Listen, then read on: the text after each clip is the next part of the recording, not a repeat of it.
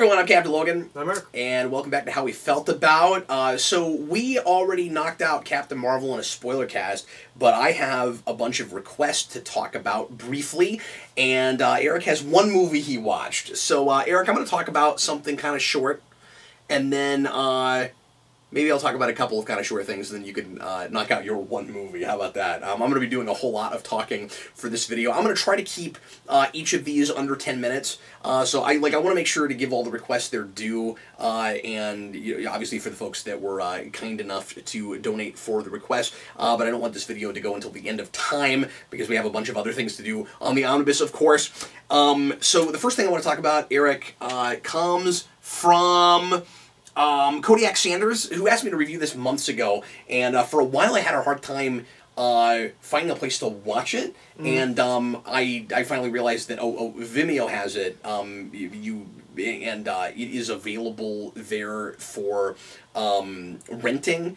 And I finally just did that. This is a short. There are two short films he asked me to watch that I'm going to talk about together, called World of Tomorrow and its sequel, World of Tomorrow: The Burden of Other People's Thoughts. And these are really quirky, very intellectual short films, animated short films with kind of a multimedia kind of component to them, made by a guy named Don Hertzfeldt, who I had not heard of. This is I think a British production, and his work is absolutely fascinating. You gotta watch these. They're great. So it's really difficult to give a synopsis of these. They're very heady and surreal and cerebral, and they're like real pure science fiction pieces.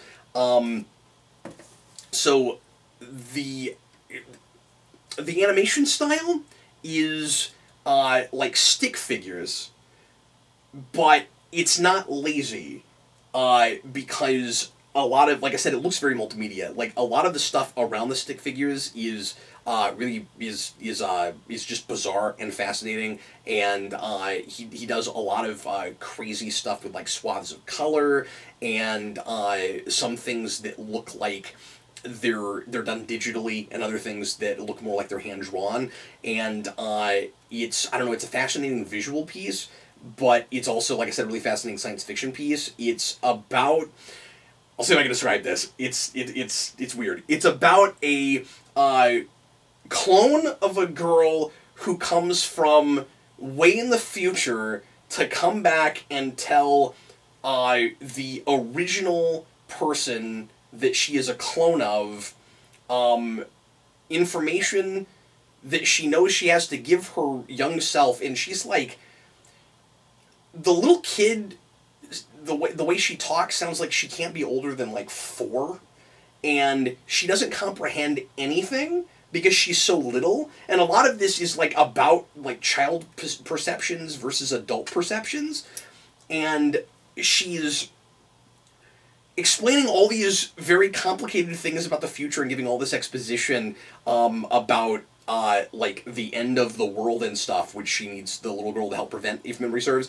I watched this a couple weeks ago because this is cyclical time travel, so she remembers this happening to her because she knows she has to do it. She knows she has to do it, so she goes back and she tells the little kid what she's supposed to tell her, and it is quirky and funny and also absolutely horrific. There is a lot of commentary about like how we perceive mortality and our fears of dying and all of the lengths that we might go to in order to either prevent ourselves from dying or feeling too much like we have died.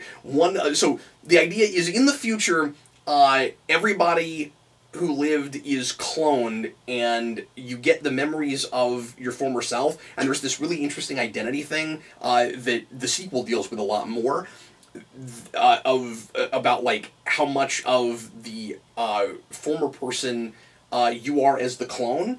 And it seems like there are like laws against the clones doing too much to ruin the identity of the person they're a clone of. So, like, they're not allowed to own material things and, like, change too much about who they were. So they're, like, effectively slaves to the person that doesn't exist anymore.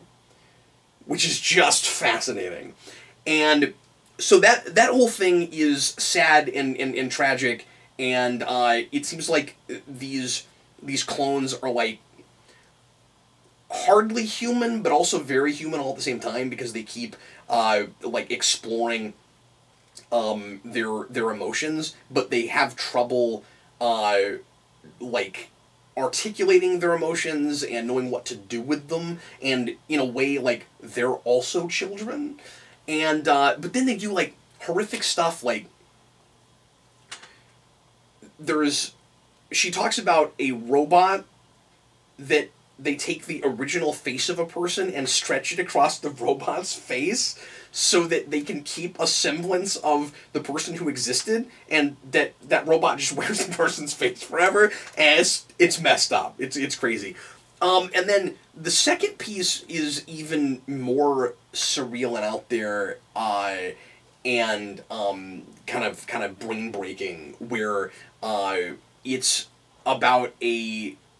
We go back to the same kid again, and there's 2 years in between, so I don't know if this guy recorded all the little girl's dialogue, because it is clearly a like 4 or 5 year old recording the dialogue, or it sure sounds like it is. I don't know if he wrote both of these at the same time, and just it took him 2 years to make the second film, because these things look like they would take time, or if somehow he found someone else that sounds exactly like her, which I doubt. Or, well, actually, no, because it's the same actress's name, and I didn't look her up.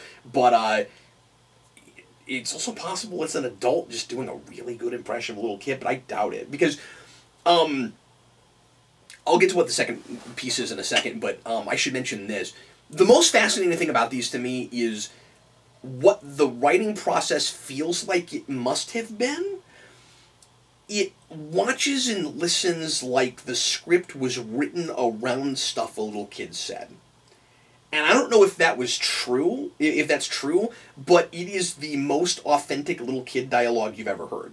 Because a lot of it is really nonsensical, and there's there are a lot of places where the adult clone will say something that's like really horrifying, or just like really heady, and of course, like, the kid has no idea what she's talking about, and will just, like, start talking about coloring flowers or something, and that's where a lot of the comedy comes in, and where a lot of the endearing stuff comes from, and it feels like a fictional character talking to a real child. Interesting. Through both of them. The first one is like 16 minutes long. The second one is 22, and is more ambitious. It's about a... I'm trying to remember how exactly this works and how it was worded. It's like a clone that started manifesting but was never allowed to grow up completely, or is it like a machine that has her mentality? And I can't remember now, but she's not fully formed, and she's like horrified and kind of horrifying, and she goes on like with some other versions of the clone, like a mental like field trip through her past, and that whole thing is really interesting. So yeah, it is very surreal and strange, and one of the most unique things I've ever sat through. That sounds really interesting. It's cool. I feel like I need to watch it like 5 times to understand what in the world I'm really looking at. But yeah, it's I don't feel qualified to talk about it with one viewing, and it feels like a thing that I would go to town if I was writing about it. But just sitting here trying to describe it to you, I'm like, I need time with it. I need to sit with it and look at it. But anyway, I'm really glad I watched it. I think everybody should look at that. You should definitely look at it. Yeah. And then I'll talk a little bit about Sicario. Ian Nixick asked me to watch that film that came out in, I think, 2015. And stars Benicio del Toro. Who I like a lot. And yeah, I like him in things I've seen. I haven't seen a lot with him, but I always like him when he's in stuff. He's like... He's that weird guy in Last Jedi. Last Jedi, yeah. But I mean, I've seen him in other things. Yeah. I think He's in Sin City. Oh yes, of course. Yes. Yeah. He's Jackie Boy. And he looks real young in that. Wait till you see him in a James Bond movie. Which one is he in? He's in License to Kill. Oh, interesting. I didn't know that. Which is, I believe, like 87. I was gonna say, wow. Yeah. He must have been a teenager or like mid-20s or. He's like early 20s. Yeah. Wow. Yeah. He's already like really good. Like he's real menacing. He's great in that. So I had a really interesting experience with this movie. This is a movie that I was not especially looking forward to because I had seen previews before and it looked like exactly the kind of movie I wouldn't want to have to sit through. Which is, I mean, I like some cop movies, but like it's a cop thriller about drug culture, and it looked like a really like joyless, serious, like realistic movie, and that is exactly what it is. And I had a really interesting experience with it. I spent the first 2/3 of this movie kind of wishing I wasn't watching it. And I spent the remainder of the film, so I guess the whole, well, I don't even want to say the whole third act, I think it was more like the last 20 minutes, absolutely riveted. And I have very rarely had that experience with anything. I think throughout the film, I found myself feeling really frustrated, and I think you're supposed to, because you're with the main character, who is a female cop who works for who works with a unit that deals with hostages, and she's not in a drug unit, but she keeps doing these. She keeps rescuing these hostages from these houses that are run by drug cartels, or by a drug cartel that keeps putting in explosives and blowing up the houses, and she wants to get the guy that's doing this, and the leader of this massive drug cartel that is run out of Mexico, but of course, you know, these people are going across the border, and she is asked to come into this. It's not the DEA, but it's a federal unit that that is trying to shut down this drug cartel, and they're doing a bunch of stuff that is highly, or usually would be like highly illegal and not above board. And everything they're doing is sanctioned by the federal government. And you find out eventually that the whole thing is a big conspiracy for the government to run, to have more control of the drug cartel. And so they're actually, like, working within that cartel in order to control it. And she's having to, and like, this is a really principled character, who is, you know, a little bit naive about things and believes in the system. The system works and she believes in the system.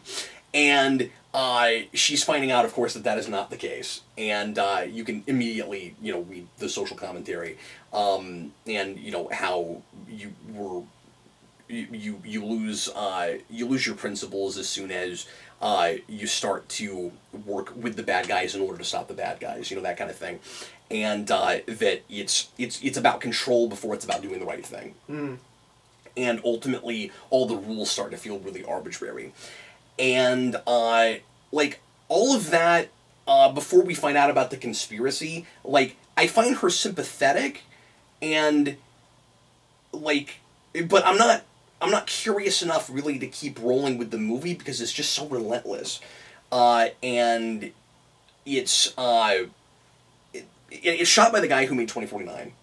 Yes. And what else did he make? There's he made Prisoners. And he also made which I love. And what's that? He also made Arrival, which was like won an Oscar, like a nominated an Oscar. That. Maybe I didn't see that. It was a big like science fiction thing where like aliens come. No, I missed that. Figure out how to communicate. Yeah. It's supposed to be really good. I'll have to look at that at some point. So it's got that like deliberate pacing that 2049 has, where it just sits there, but it's somehow fascinating, or at least it becomes. It's interesting how much it has in common with 2049. It becomes that way once you know what's going on. Yeah, because once I told you that that guy was, you're like, well, that makes a lot of sense for the pacing. Because it's boring but great, And 2049 has that too, where there are places at least where it is boring but great. And I don't think I would change anything about it, but it was difficult to get to the point where I cared. And then when I got to that point, I was like, okay, but it's this part is great. of that because it's just not your thing in the first place. That is part of it. Yeah, absolutely. Like, it's I think there are people who would probably be drawn in by the atmosphere of this movie, and it just doesn't resonate with me until you find out what's really going on. And then there's a part at the end where Benicio del Toro, who is the Sicario, he's the hitman, he is trying to force her to sign a document that says that everything they did was above board, and she won't sign it. And he pulls a gun on her, and that whole scene is one of the tensest things I've ever seen, and it's great.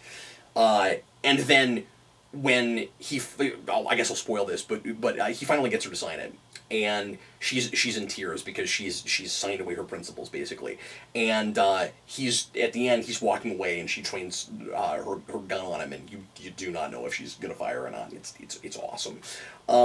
So yeah, it's ultimately I think a brilliant movie, but I just have not had that experience. It's not for you. I didn't like it until the end, and like I didn't have a good time watching it, but I suddenly when I saw where it was all going and coming together at the end, it's a really good character arc, and it's super tragic and really sad. Like, I don't know what else that character could have or should have done, but she's completely forced to compromise her principles, and at the end, it's just a thing that didn't seem ultimately worth dying for, even though she's basically signing a piece of paper that says, yes, I am okay with the government torturing people and taking people across the state line, or taking people across the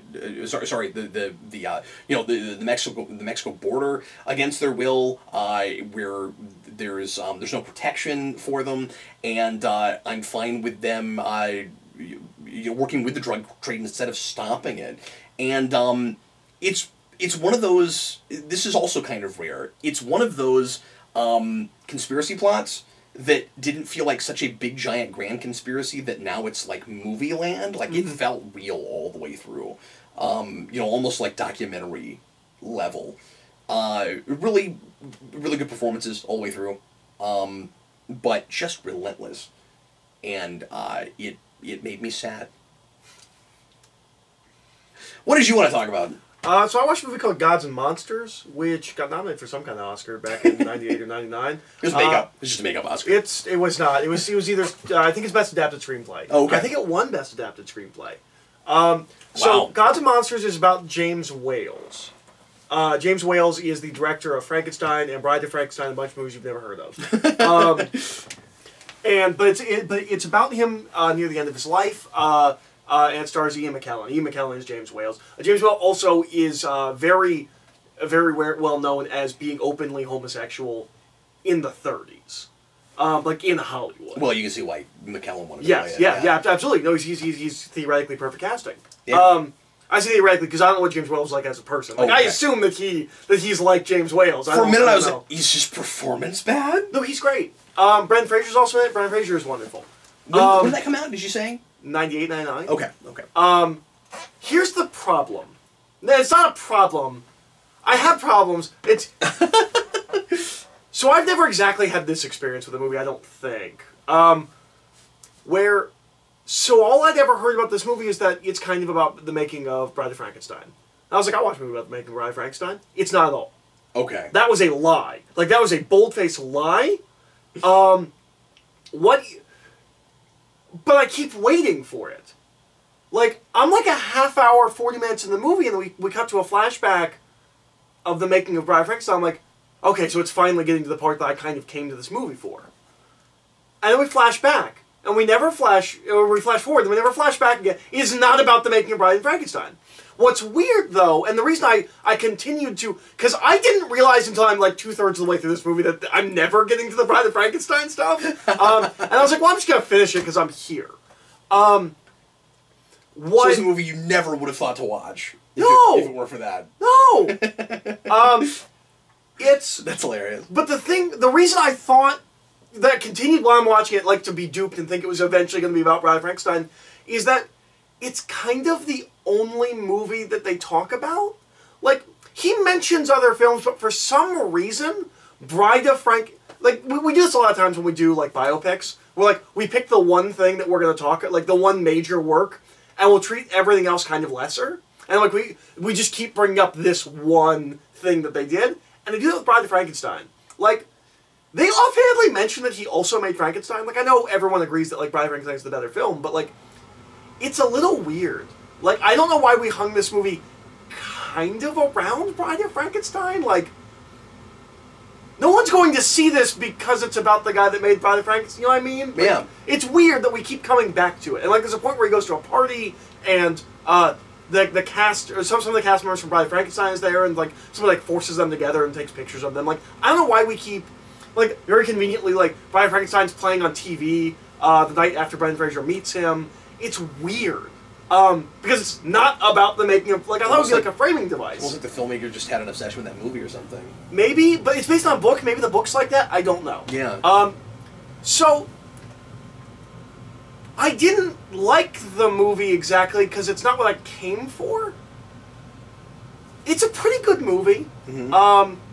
But then I started looking into it, and I don't know how I feel about its existence. So, I'm gonna spoil this movie. Sure, sure. Basically what happens... Also, Ian McKellen's really pervy, in a way that I feel like we only let gay old men be. Where, like, a guy's interviewing him, and he says he will only give answers if the guy... Eric means in the role. Yeah, in the role. If the guy will strip for answers. We're like if you want the answer, take off your belt. If you want the answer, take off your shirt. If you want that answer, take off your pants. I was like, if that was a man, a woman, like, it would just not be okay, and he would be a monster. That's yeah. And so his relationship with Brendan Fraser is kind of interesting, where like, Brendan Fraser doesn't know he's gay immediately, but it's very clear that he wants to draw him because he's gay. So he sketches him. So, like, Brendan Fraser is his gardener, and he asks him to come in and let him draw him. And it's weird because he says it's not a sexual thing, but I never believe that it's not. It always, like, there's a point where he makes him take his shirt off, just because, like, the contrast is better with it. It always feels like nothing's ever going to happen, but he's at least going to take advantage of the stature that he has. And Brendan Fraser's really uncomfortable with that, because it's, I think, in the 60s. And so, like, he's really not cool with, like, he's super homophobic. And, like, when he finds out, Ian McKellen starts saying, like, really, really weird things. Like, he just keeps talking about, like, how there used to be naked men here all the time, and, like Brendan Fraser just can't handle it, and he just leaves. And then he kind of comes back, and he's kind of talking to him, and he makes up. But when we get to the end of the movie, he tries to get Brendan... And they've kind of become good friends. And when we get to the end of the movie, he tries to get Brendan Fraser to kill him. He puts this mask on Brendan Fraser so Brendan Fraser can't see, and then he starts touching him, hoping to provoke him to kill him. Like... Oh. Like, yeah. So he's, like, trying to end his life. And he's trying to essentially sexually assault Brendan Fraser so that Brendan Fraser will murder him. And Brendan Fraser kind of figures out what's happening and doesn't do it. And then he kills himself by drowning in his pool, and he says that, like, he doesn't go in the pool. Like this is the thing, where, like, he owns a pool, but he doesn't go swimming. And so they find him, like, face down, like he killed himself. Here's the problem that I have with this movie once I start looking into things. Brendan Fraser doesn't exist, and there's no strong evidence that he killed himself. That James Wales killed himself. He did drown in his pool, but no one knows, like the evidence doesn't suggest it was suicide or manslaughter. Like, it looks like it was an accident. Like, it wasn't any foul play of any kind. Yeah. Weird. And the writer of the book says that Brendan Fraser's character is entirely made up. So I don't feel like I learned anything about James Wales the man from this movie either, because it's entirely fictitious. Yeah. So why pick a real director? I don't know why I watched this movie at all now, because I didn't learn anything, because none of it's real. This isn't a depiction of what James... But do you feel like that with anything that does... that like, depicts history, but in a fictional way where we make up characters? Not necessarily, but in this case, where I felt like the point of this movie was to get to know this man. Yeah. Changing it that drastically where you're, like, making up characters. And that he tries to get the fictitious Brendan Fraser to kill him. That seems like you're taking a lot of... creative license? A lot of creative license. I would have just made it a fictional character inspired by James Whales. Yeah. But then I wouldn't have watched the movie. Or I never would have read the book. I mean, I didn't read the book, but it just... Something about it when I got to the end of it found that, like, it's all fake. I was like... Was there any text at the beginning or anything to give you that sense? Like, no. Wow. I think that kind of thing, I think it's mandatory with a thing like that if it's going to go that far. Yeah. So it seems like it's all speculative. I don't know how much research like the writer of the book did or the filmmakers, but it seems like it's largely speculative, and I feel like it casts him in a really unflattering light, and I don't know if that's fair. I don't know. Well, it feels less fair when you know how much stuff they're making up. Yeah. So like I know some stuff about him around the time when he was making Frankenstein and Bride of Frankenstein, but I don't know anything about him later in life, and so I don't know if I know anything about him later in life now. You have to depict that as historical fiction. That would be like if you made a movie, and I don't know what the movie about him does because I've never seen it, but that would be like if you made a George Reeves movie and you said, this guy killed him. Yeah. Yeah. And this guy doesn't exist. Yeah. We just made up this character because we don't know what happens, and I don't know that there's necessarily anything wrong with that if you're like really upfront about it. I guess it's like, also different when it's a murder mystery. Here's an idea of like here's what might have happened. Mm-hmm. I guess that's fine. Like we do that with things. I don't know. Something about this felt wrong. It's because it's a character piece. It's not like we're going back and doing a crime drama. We're like right. Like there's something different about it because I feel like so you're saying this isn't the same thing as like that TV show Aquarius. No. This feels different to me because I feel like I'm supposed to be getting an understanding of a real man, but it's all predicated on falsehoods. Like I don't actually feel like I know any more about him. There's some good lines. McKellan is phenomenal. He's the reason to see the movie. Brendan Fraser is also very good. Well, you're not also saying, I know I harp on this a lot, but I think it's just important to know where we stand. Like you're not also saying that everything has to be like 100% historically accurate and the story matters more than anything else, right? Like, no. Like I understand that. It's not that. I have no reason to watch this story if it's not about I feel like I was duped into watching this at all because it should just be a regular drama, but because it's the only reason, like it almost feels like it's a historical piece about a real person, just so I'll show up for it. Yeah. It feels like it's duping me into coming to its story, which I mean, people saying it was about Bride of Frankenstein kind of did, but like once I got to the movie, so it feels misleading. And yeah, like it should have been a fictitious. It should have been a fictitious director. Like, sure. It's very strange. And then I don't know how many interviews, or I don't know how much information like it was conducted. But like he says things about other people, and like I don't know if any of that's true. Like he talks about how boring like Boris Karloff was as a human being, and I don't know. There's some like really good lines. Like there's one I really like where. There's a bit I really like because Bride of Frankenstein. I don't know if have you ever seen Bride of Frankenstein, or has it been like a long time? Or I mean, I saw probably bits of it when I was a kid. But. Okay, so Bride of Frankenstein has some comedic beats, and so Brendan Fraser meets James Whales, and he knows that he made Bride of Frankenstein. Bride of Frankenstein showing on TV that night. So he goes back to the bar with some of his buddies, and they watch on this like tiny TV. Because it's the 60s, like it's just this tiny TV at the bar, and his friends are like laughing at things in the movie, and they're making fun of some of it, and he's real like, so come on guys, like this is a real movie about death. It's real sad. Like stop being jerks. And he goes and he talks to James Whales, and he's like, hey, I watched Bride of Frankenstein with some of my friends, and James Whales is like, well, did anybody laugh? He goes, no, of course not. He's like, that's disappointing, because there's all this comedy in it. He's like, wait, is it supposed to be funny? He's like, well, if you're making a movie about death, you might as well have some fun with it. Yeah, that's cool. And so I like that.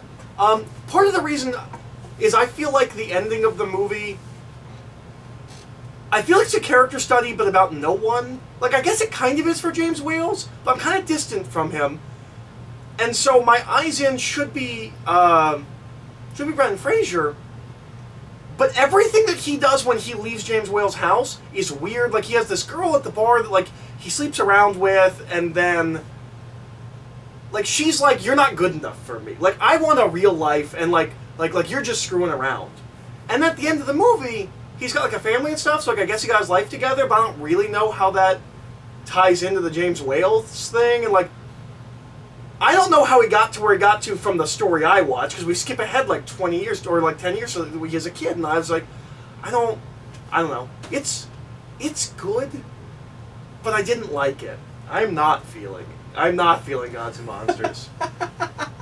You realize you did it again, right? Did I? Yeah. I'm not feeling Gods and Monsters. I'm not feeling it.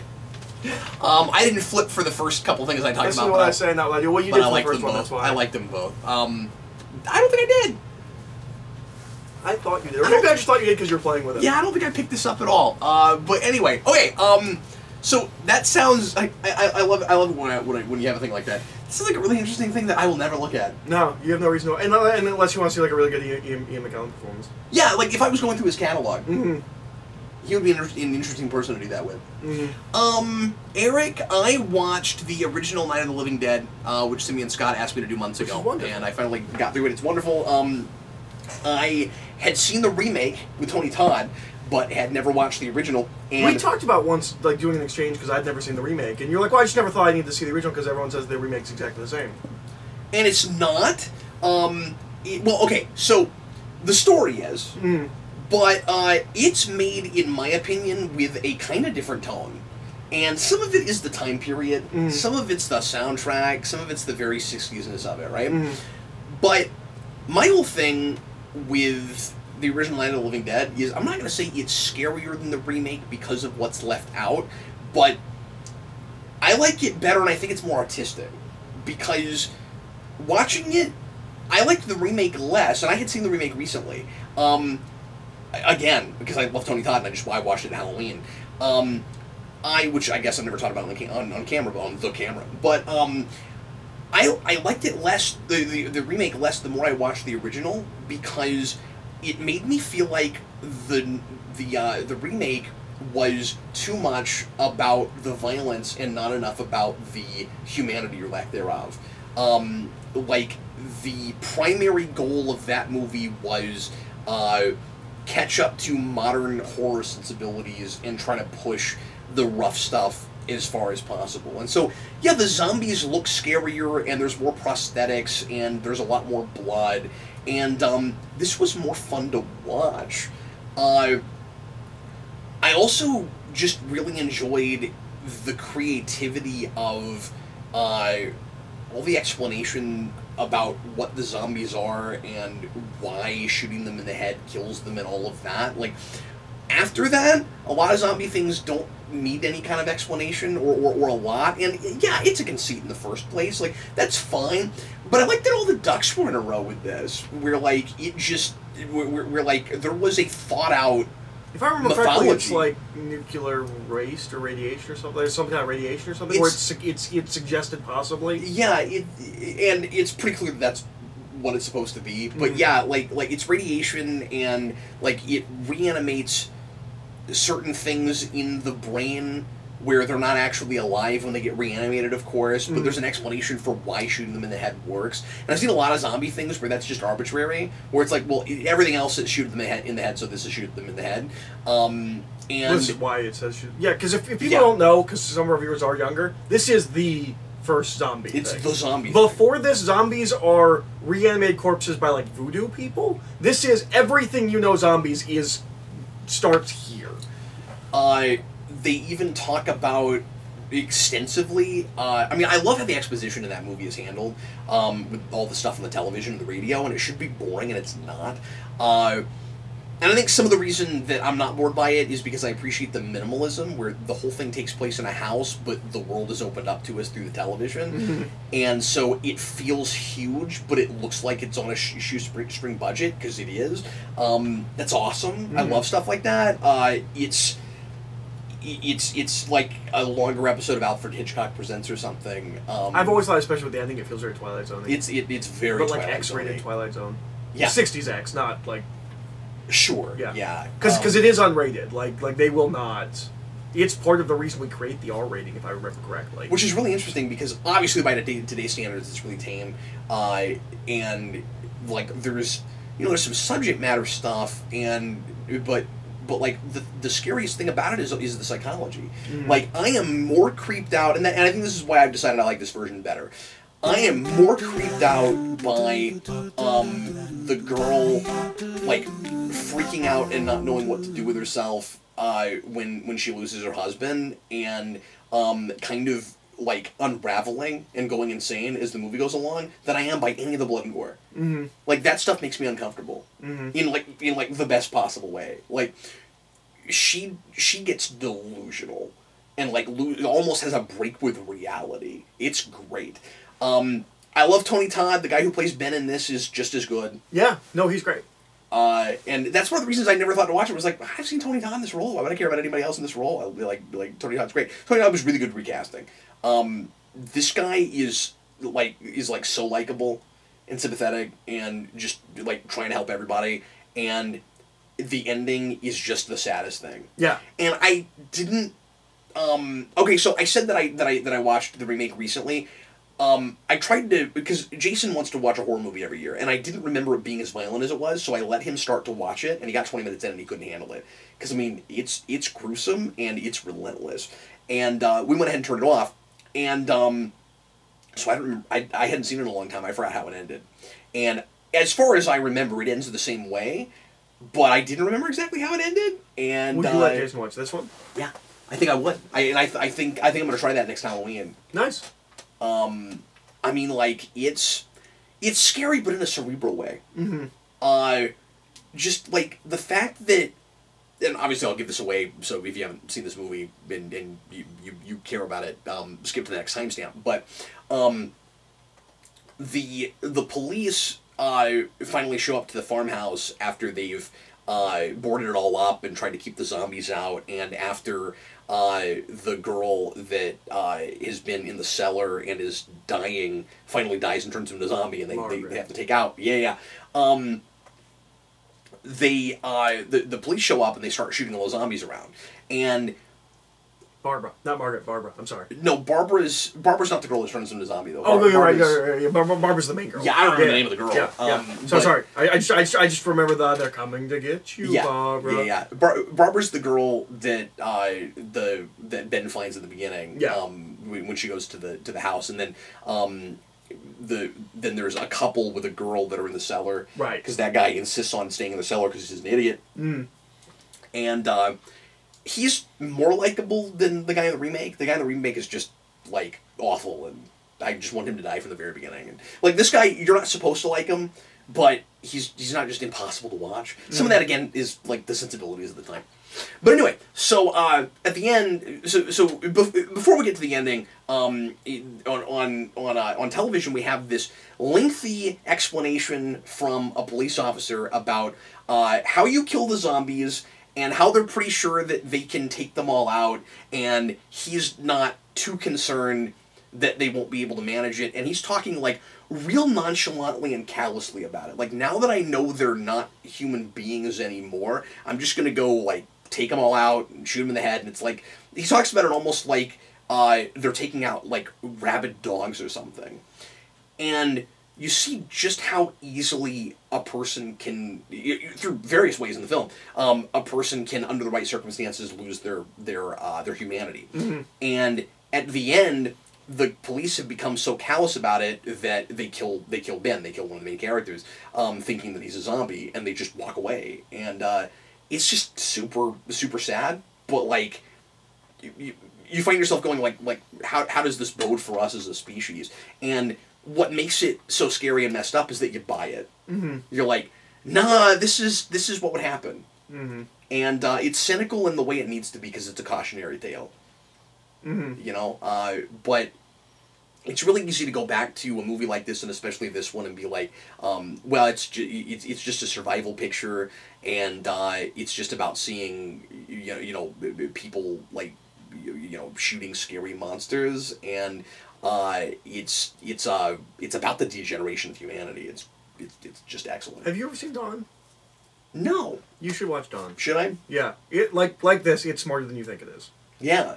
That's exactly the way to describe and this. very socially aware. And I mean, I know I'm not saying anything that the majority of people that would even think to watch a video about this have heard before. Haven't heard before. But I just wanted to talk about it on the most basic level. Yeah.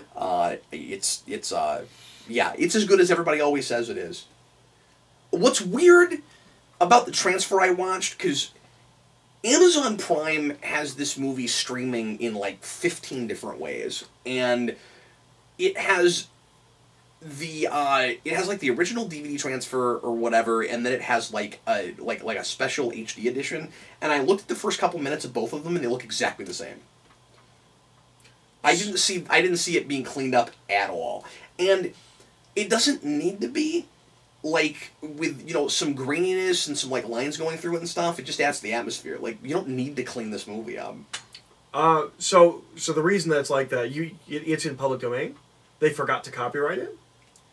That's how indie production is. And I knew that, yeah. So, like, I've bought 2 or 3 copies, I think, over the years of this movie, just trying to find a better, like, copy.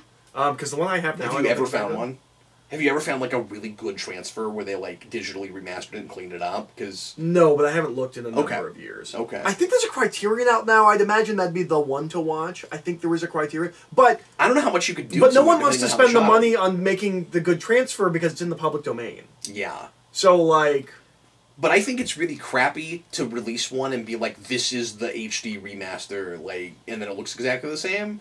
It's also why if you see any of those, like... 50 horror movies, or like anything that's not like themed that has a bunch of horror movies, this is always on it because it's free. Because you or I could go put it out right now. Yeah. Last thing that I need to talk about was requested by Marie Flowers. Again, quite a while back. I finally have gotten to it. Have you ever seen Eyes Wide Shut?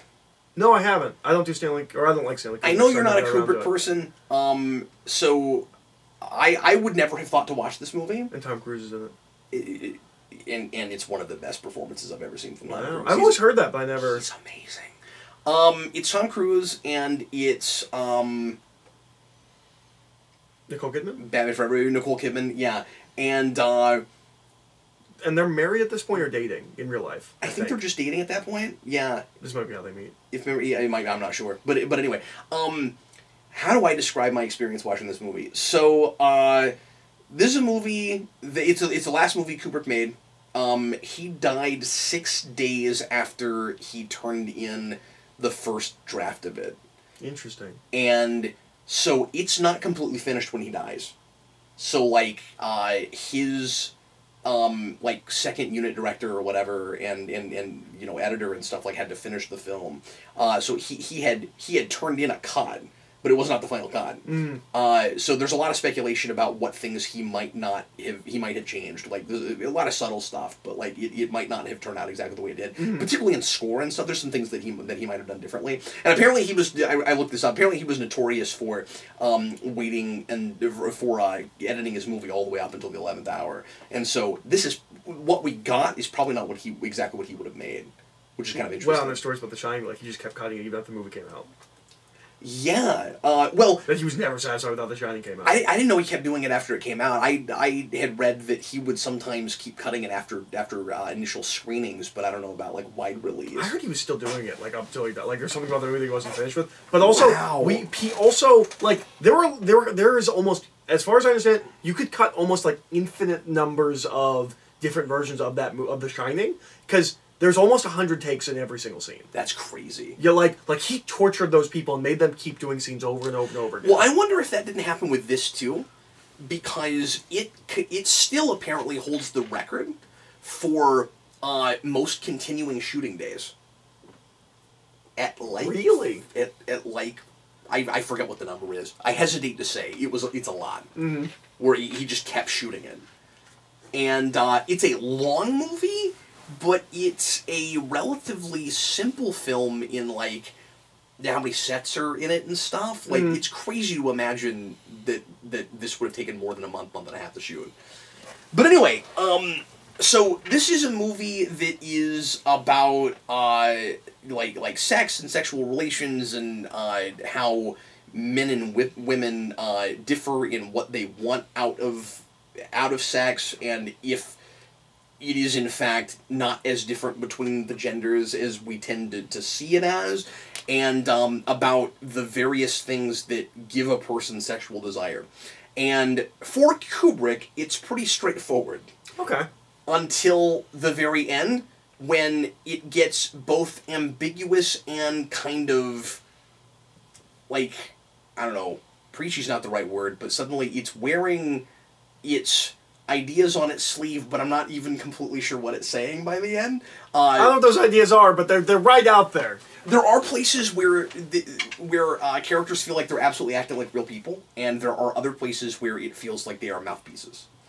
It's interesting. So, the basic idea of this movie is Tom Cruise is a doctor, and he is, the movie opens with he and his wife going to a big, like, high-class party, and they both are hitting on and or being hit on by someone from the opposite gender, and you think that they're gonna sleep around on each other, and neither of them do, and then you find out that they've always been faithful to each other, but that at one time Nicole Kidman's character had considered sleeping around on her husband with a guy, which she brings up because he doesn't think that she's at all capable of that, and it kind of sort of bothers her that he thinks that, and that because he makes it sound like the only reason that he wouldn't sleep around on her is because they're married and you're not supposed to do that, and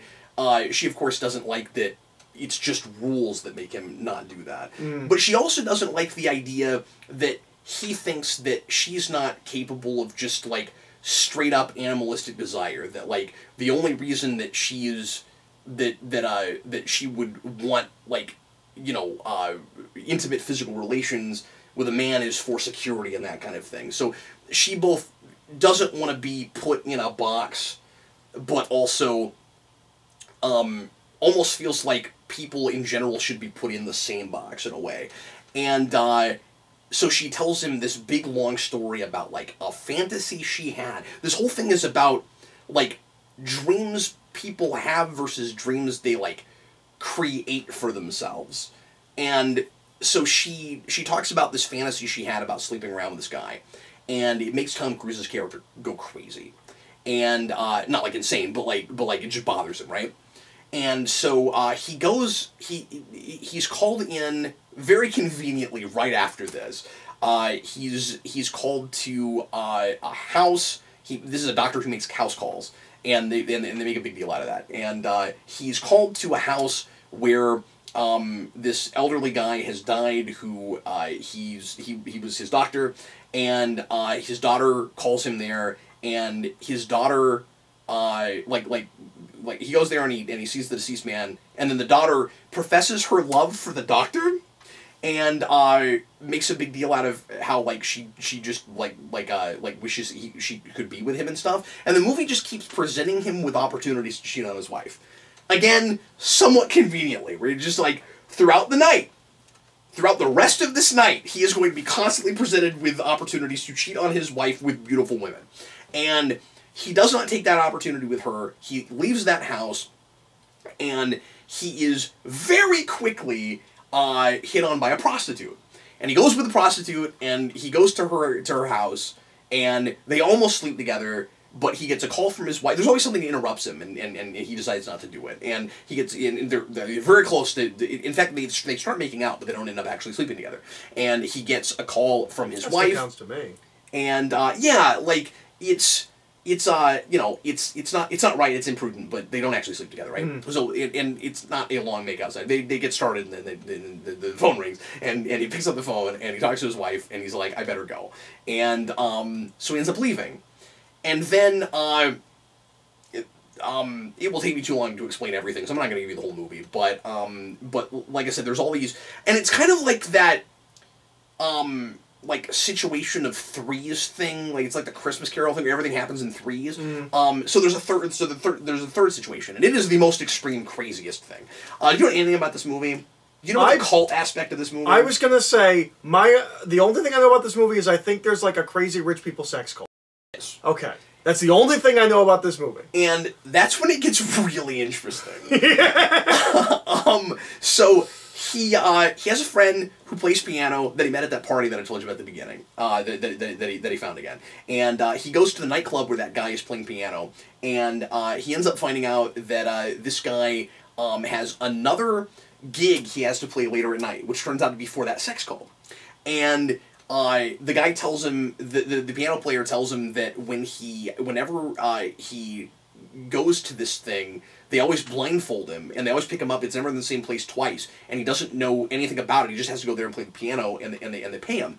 And Tom Cruise is really likable. Like he does a lot of things that I would think a lot of people would do in a situation like this, where he goes, he's just too curious, and he goes, well, you know, there is no way that you're getting through this night without me going there and seeing this. Like, I have to know what it is.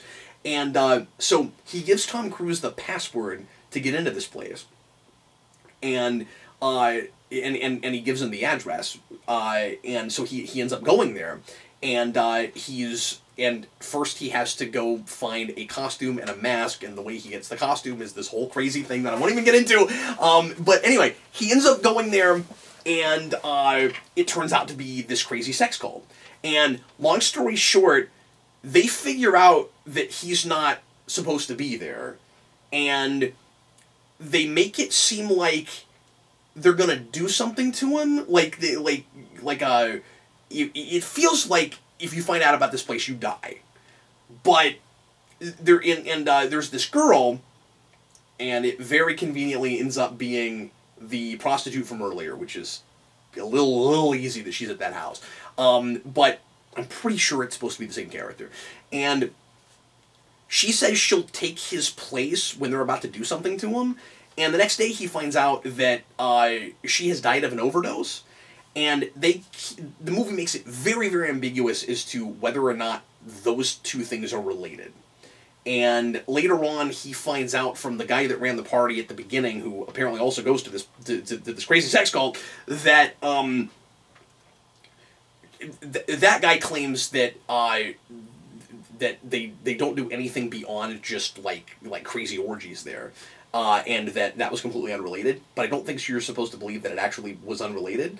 And anyway, so there ends up being potentially this really unfortunate consequence for his curiosity. But I don't know how I feel about the whole thing ultimately by the end. Obviously there's a lot of interesting symbolism and things that I could get into that I'm not going to get into, but all I can say is it is a 2.5 hour movie that I did not start watching until 2 in the morning. And it just had so much to do. I figured I would stop it halfway through and go to bed and finish it today. I sat through all of it. Really? Yeah. Wow. Never paused it, never turned it off. I was very intrigued by the whole thing. And I mean, it's brilliantly shot. It's extremely engaging, and there's a lot of wonders. There's a lot of like scenes that feel like they're going on a lot longer than they need to be, but I'm never bored. And I cannot completely put my finger on why. I kind of want to watch it again. Interesting. It's just a really fascinating piece. I don't know how I feel about the end. I don't know how I feel about Nicole Kidman's last line. It's at the very end they kind of boil it all down to because he ends up telling her everything by the end, and it ends up boiling down to, at the end of the day, everybody just wants to have sex, and I don't really know how I feel about that, and what exactly it's saying with that whole thing. I'm not really ready to analyze it on any level, but there's a lot of things that I think are a little bit too convenient, but it's a really tight script. Everything comes together at the end, and it being Kubrick, I appreciated that I could follow it. But, yeah, I don't know that I've ever seen a Tom Cruise performance I like better than that. Interesting. Yeah. See, I like... I'm going to say I'm feeling it because I couldn't stop looking at it. But I don't even know if I would say I liked it. I don't know. It's weird. I can't decide. I'm glad I watched it. Interesting. I will almost certainly look at it again. Interesting. Because it's really weird. Goes without saying, there's a lot of nudity in that film. I'd imagine. A lot. You know, it's not a family movie. Don't watch that with your kids around. But anyway, yeah. But like I said, I'm glad I saw it. Anyway, 2:30 in the morning. Say it again. I watched it at 2:30 in the morning. That's why I started at 2 o'clock in the morning. That's exactly right. All right, so that's going to do it for How We Felt About. Got through some requested movies. We're going to go on now briefly to a Primetime Crisis. Eric and I just have a couple of TV shows to talk about, and then we're going to do some He Made Me Watch. So stick around with us, won't you? And thanks so much for watching this video. If you just clicked on this, I am Captain Logan. I'm Eric. And we will see you on the next one.